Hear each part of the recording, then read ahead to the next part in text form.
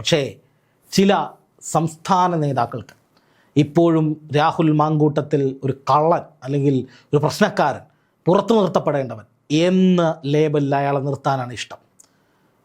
കഴിഞ്ഞ ദിവസം V K Sreekandan MP, Palakkad MP മാധ്യമങ്ങളോട് പറഞ്ഞൊരു കാര്യമുണ്ട്. രാഹുൽ മാങ്കൂട്ടത്തിൽ എന്താണ് കുഴപ്പം?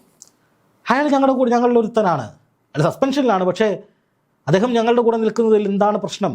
അദ്ദേഹം MLA ആയി ഇവിടെ തുടരുന്നതിൽ എന്താണ് പ്രശ്നം? കോൺഗ്രസ്സുകാരുടെ ഒപ്പം കോൺഗ്രസ്സുകാരോട് സംസാരിക്കുന്നത് എന്താണ് കുഴപ്പമെന്ന് കൃത്യമായി ചോദിച്ചു. എന്ന് മാത്രമല്ല, അന്വേഷണ സംഘം അന്വേഷണം നടത്തിയിട്ട് ഇപ്പം എന്തായി?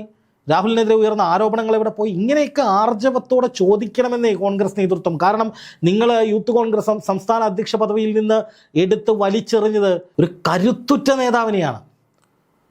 യൂത്ത് കോൺഗ്രസ്സുകാർ മാത്രമല്ല, കേരളത്തിലെ യുവാക്കളിൽ വലിയൊരു വിഭാഗവും ആരാധിക്കുന്ന ഒരു പവർഫുൾ നേതാവിനെയാണ് നിങ്ങൾ വലിച്ചു താഴെയിട്ടത്.